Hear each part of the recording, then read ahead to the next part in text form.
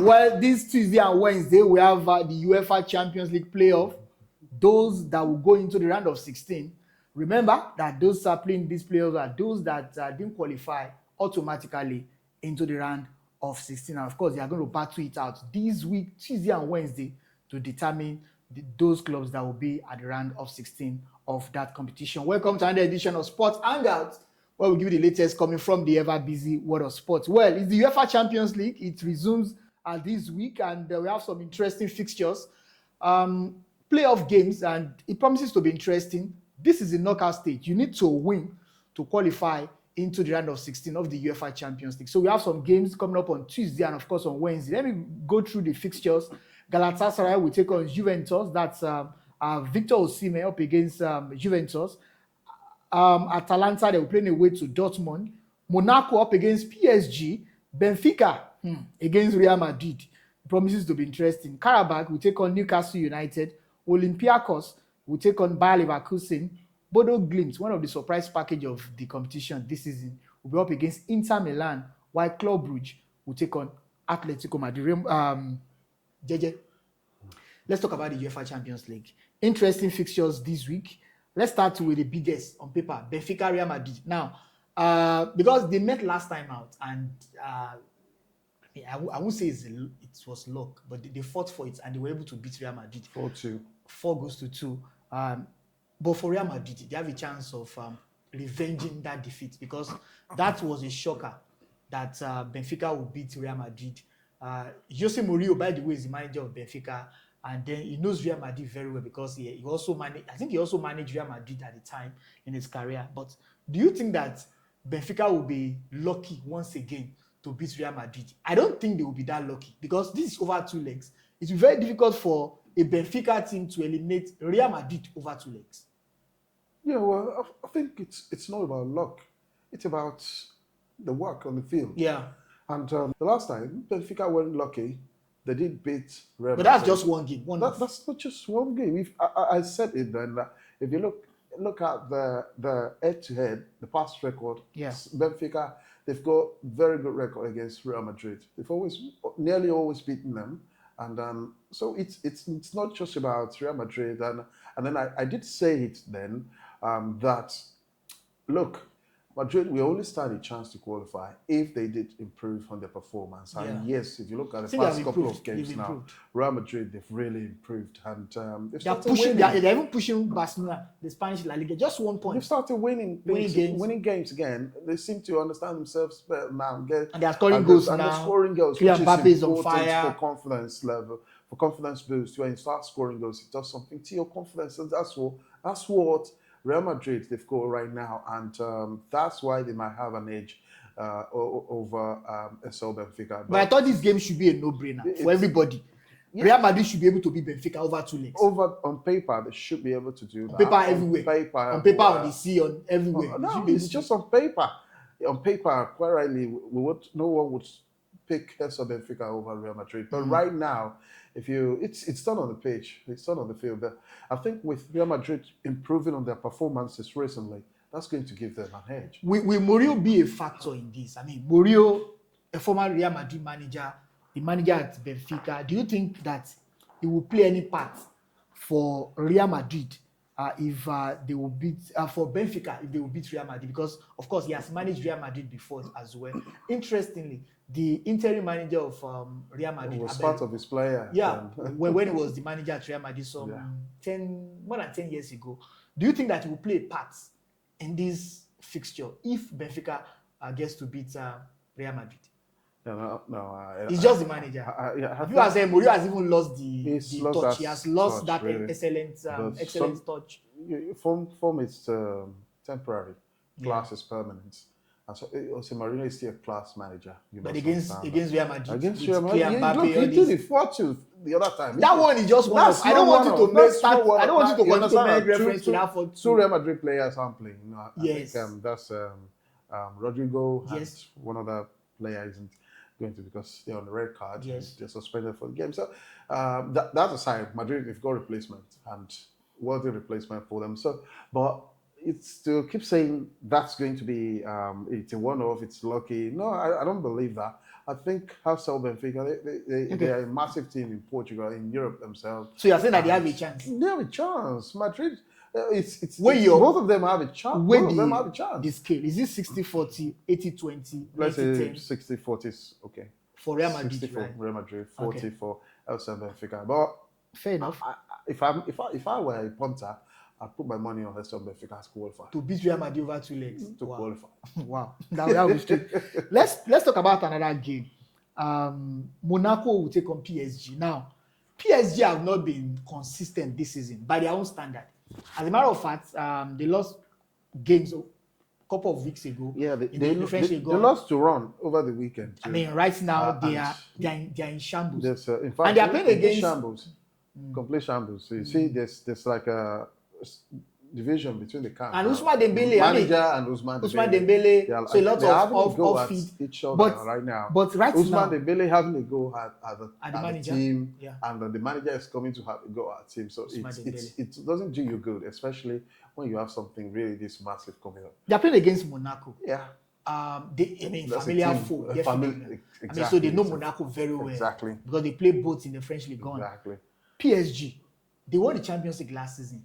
If they want to defend the title they won, they need to go past Monaco. Of course. Because this is the playoff game. Do you think that they have enough to defeat Monaco over 2 legs? Honestly, sentiment apart, they've got one of the best teams in Europe. In fact, if we look at it based on the currency of the achievement, we'll say they are the best team in Europe. Of course, they are. They have the Champions League winners, man.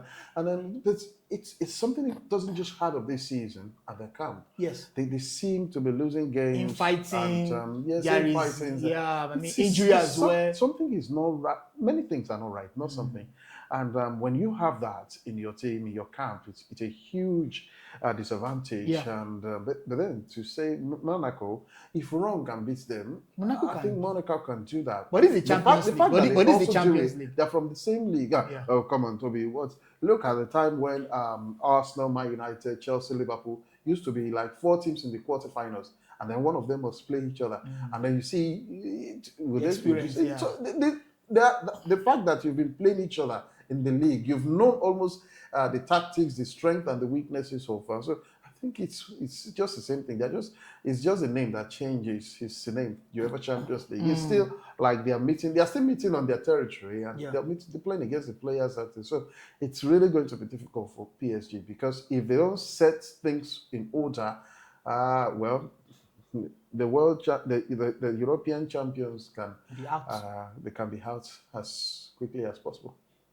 Galatasaray up against Juventus. Now, this game will be a cracker of a game. You know why? Because there's Victor Osimhen and Galatasaray, and of course, he's been scoring goals for his club. But against Juventus have also been blowing cold and hot in the Italian Serie A. Yeah. They're not consistent as well. But I think Galatasaray themselves, against Galatasaray, they have not been consistent. But you know games like this, they are struggling against teams in Europe. Yes, that's why I see with Galatasaray, they struggle against teams when it comes to Europe. But they are playing the first leg. They may be doing well in Turkey, but against teams in Europe, they've really struggled. So you're saying that they don't have a chance against Juventus? Well, Juventus themselves are. They've not been fantastic this season. Because if you find yourself in this playoff, that means you are not good enough. That means you're not good enough. You're not good enough. So both of them. If you are good enough, you qualify automatically. Both of them are just not. They're not. Yes, we say it's a cracker because eventually one of them has to win. Of course. And but looking at the performances in Europe, especially Galatasaray, I really do feel for them. But with the quality they've got more quality, better players than Juventus have. Juventus have the name, the pedigree, but right now, Galatasaray have got the players. And if they are able to play like they did against Trabzonspor on Saturday, I think it's going to be, it's not going to be easy. But it's not going to be easy, but I expect them to sail through. All right. Karabakh, Newcastle United. Now, this game has a lot of ripple effects in the Premier League, because if Newcastle United gets to beat Karabakh, of course, it's likely that the Premier League will retain that 5 spot for next season. So if you're a United fan, if you're a Chelsea fan, I'm very sure you'll be rooting for Newcastle United, because if you look at the Premier League log right now, if you finish the top four is a bit crowded. I mean, crowded. Arsenal, Man City, there is Villa, Aston Villa. Manchester United. So it means that one of Manchester United, Chelsea, Liverpool, we need to drop even the out likes of Brentford are coming. if they don't retain that 5 spot. So I mean, they will hope that Newcastle United get past Karabakh so that at least 5 teams will represent England next season, the UEFA Champions League. But Newcastle United against Karabakh on paper, because I think they have more quality than Karabakh. But this is the Champions League. This is the Champions League. I mean, he doesn't always deal with quality. He doesn't. I mean, this is the Champions League. Against Karabakh, these guys could be giant killers. I mean, they have shown over and over again that they can beat the big boys in Europe. But against Newcastle United, they are playing away first, so it's an advantage for Newcastle United. Yeah. So, do you think that they will go past Karabakh? Let's not get over ourselves. Let's not kid ourselves. Yeah, Newcastle United are not going to be by Karabakh. No, they're not getting beat by Karabakh. It's impossible. Newcastle, they've qualified even before they played. Really? Yeah. There's not going to be any upset. Yeah, Karabakh, they got some injury crisis. Bruno Guimaraes is out for 2 months. No, come on, it's just one of those things. Okay. They've got Ali, they've got Jacob Ramsey. Yeah.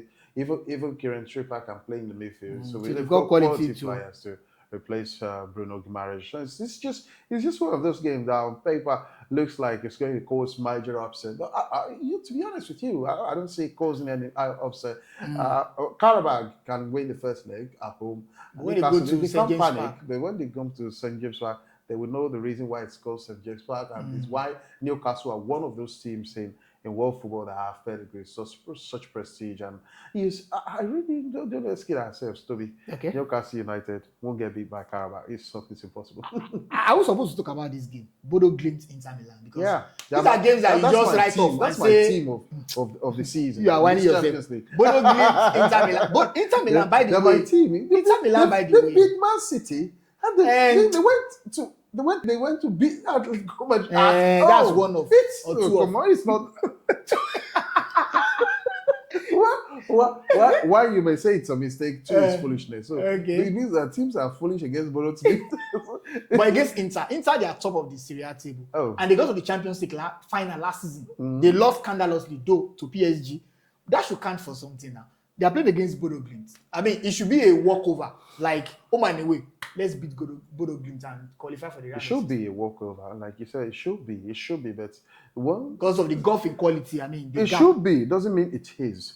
That's a difference. So the reality is, if Inter Milan do underestimate Bodo Glimt, I think they will find themselves in a situation they don't want to be, because this team they play, if not the best football, they play one of the best football in the Champions League this season.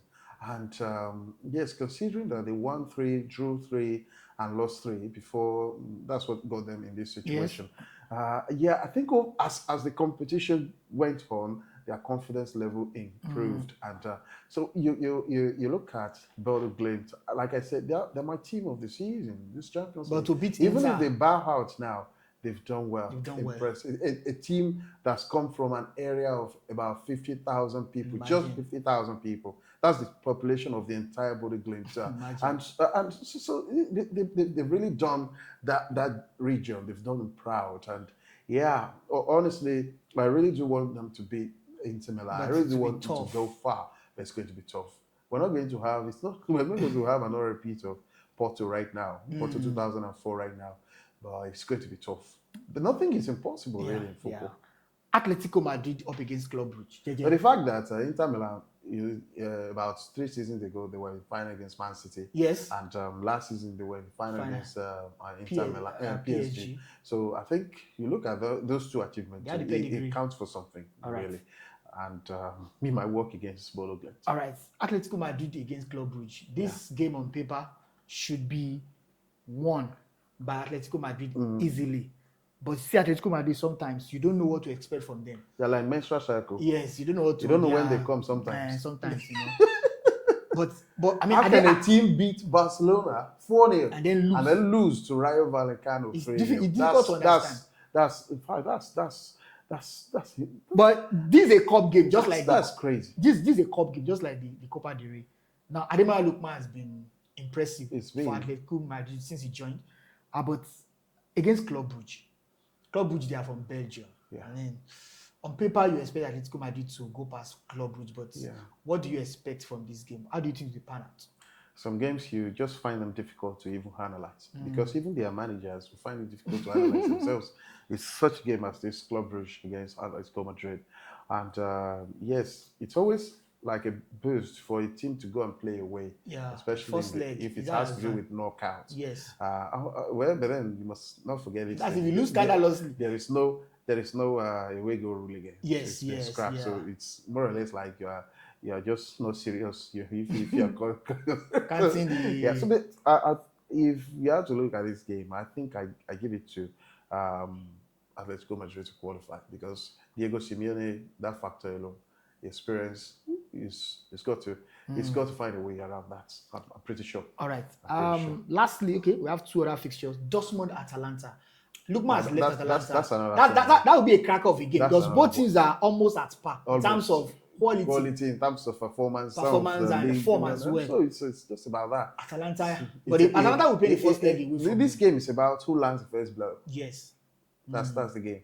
Who lands the first blow is eventually going to make it. If you dawdle too much, if you delay too much, if you are not too careful, you're out. It's that game. So who lands the first blow gets to qualify. And but then Toby, I think when the draw came out, I made mention of something about Signal Iduna Park. Yeah. That's one.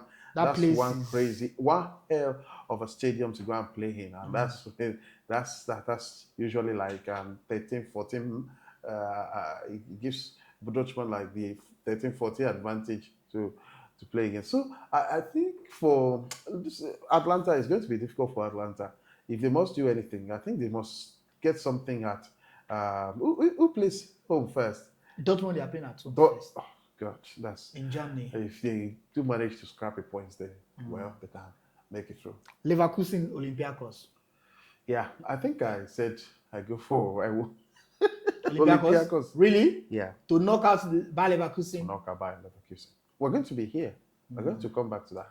All right. Yeah, I give it to them. All right, let's get your reactions. Champions League games on Tuesday and on Wednesday. This is the playoff stage. It's knockout stage anyway.